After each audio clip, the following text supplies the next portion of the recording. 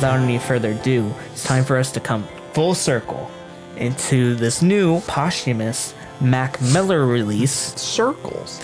Mac Miller, American rapper, used to make like college rap, like a lot of like college campuses were just bumping his music all over the place. And then at some point he became like a huge voice in like jazz rap. I would say specifically around like Divine Feminine time back in 2016.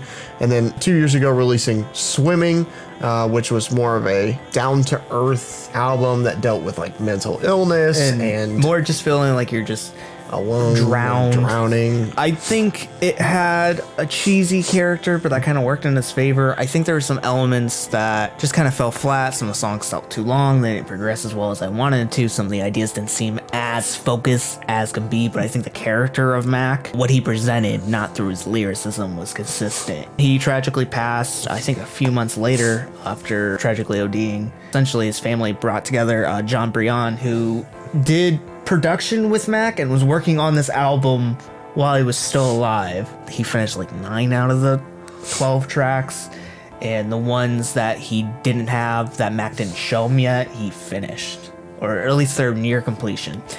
And Jon Brion, he's known for scores of like Eternal Sunshine, of The Spotless Mind, but more importantly, working with Kanye West on Late Registration. And hearing about how Jon inspired Mac to more believe in himself was really nice, and get him to just like trust his own instincts. The influence of Jon Brion isn't just like him playing all the instruments. He tried to force Mac to do more himself.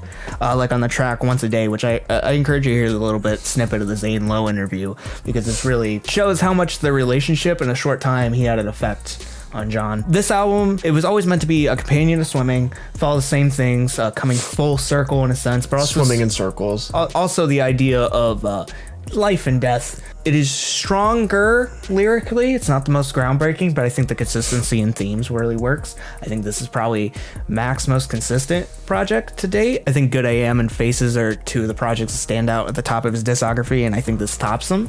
I think he put out probably, with this, he was working on what was probably going to be considered his best project, and I think his most ambitious project to date. One of the saddest things about Mac Miller's death was not just losing the individual, but losing the potential that was there, because Swimming just set so many bricks that I felt like could have been stacked. I really wanted some closure in that aspect, and I felt like I was never gonna get. And even hearing tracks that were dropped after his death, like features he did for the Free Nationals and 88 Keys, cemented that he was going somewhere lyrically, very fluent in the ideas and the processes of the themes that he's touching on both this and Swimming. Yeah. So it felt like he was striving to become a better musician and lyricist in himself.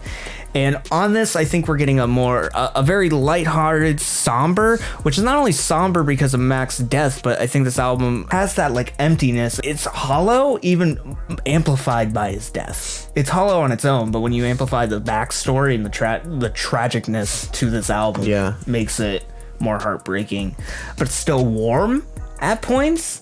I think you get a different shade of Mac. It's not just all this jazzier or soulful material. You get moments like which he kind of goes back to his like college rap days, or things that were more appealing to like mass pop audiences. Like it reminds me a bit of Party on Fifth Ave in a sense. Really, I think like there's maybe only 2 or 3 tracks that I'd be like, that's a straight up rap track. I feel like with that singing, you can almost like feel the pain as well. It's sometimes like hard to pick up on emotions when somebody is rapping, but he sings, I think, really well. I think we described it as like not Cajun accent, because it's like he talks like he has a bunch of marbles in his mouth at times, and it works. Like it gives him this distinct sound palette. He really amplifies that to like a point where it's emotionally breaking, which is really nice, and you can empathize with the voice and tone that he's producing.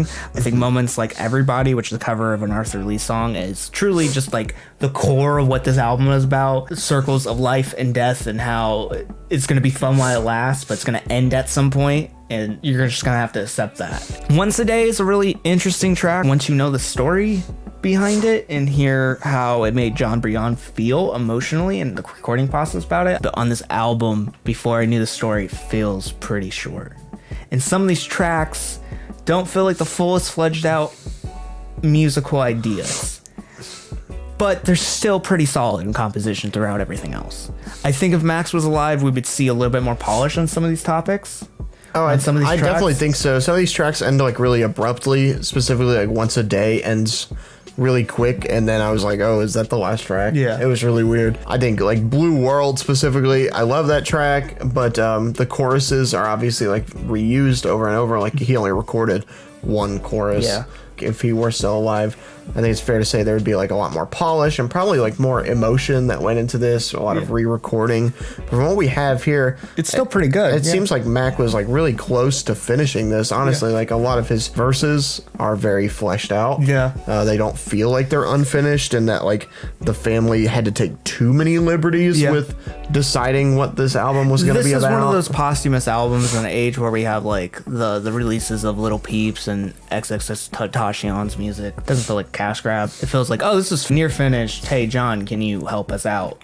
And go through his archives and see if there's anything that can complement like the remainder of this album. Yeah. It's tastefully done. I think Mac would have wanted it almost this way. I think Good News is probably his most ambitious track in the sense of lyricism. I think this is where he really hones his skills, and he really portrays emptiness and also feeling distrust towards everyone else and not feeling like he could relate to people in the sense that they only wanted the best out of him and they didn't want to have to deal with the worst, and they only wanted good news when it was available to them. They don't want Mac when he's at his worst, and it really amplified the tenderness that this record has. Yeah, you can really feel like the struggle that he was going through at the time of this recording. Like I can see where he like specifically says like, here I am, I'm at the end. Yeah. Like you can see me like struggling. It puts in a whole new light once somebody's gone. Like it's too late for them. It's too late to feel a certain way or check in with them or anything, because like they're gone. You can feel the struggles. It makes me specifically feel like, how did we not see that? Yeah. How did anybody not see that coming when he was obviously like making music like this? One thing I think this album does really well is it gives a sense of closure. I don't know. I think a lot of his fans needed that. And I feel like it really just, if it needs to be a bookend the remainder of his career, I think it really does a successful job at doing that. It's a stretch, but I almost compare this to David Bowie's Black Star. In some ways, yeah. And like specifically the track Lazarus, eerily well put together to where it would be a closer, but this is very haunting, I feel like. And it's a great closer. Swimming was kind of inconclusive, I felt like. But Circles almost makes it feel like, well, he was obviously struggling, but it ends like very peacefully. There's a very like peaceful vibe to this record. Yeah.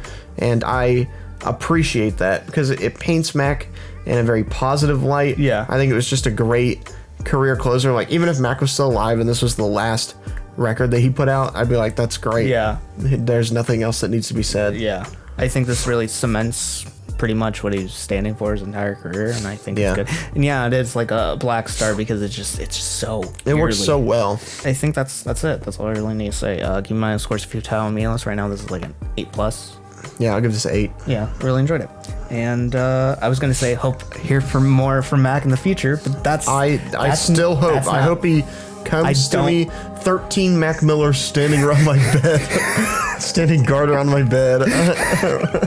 So that's it for this review. If you want to follow us on Twitter, Instagram, Facebook, you can find us at Anthony and Todd. If you want to find us on Patreon, patreon.com/The Anthony and Todd Show. And you find us at Podbean, Stitcher, Apple Podcasts, Google Play Podcasts, and Spotify by searching Anthony and Todd Show in your favorite podcast browser.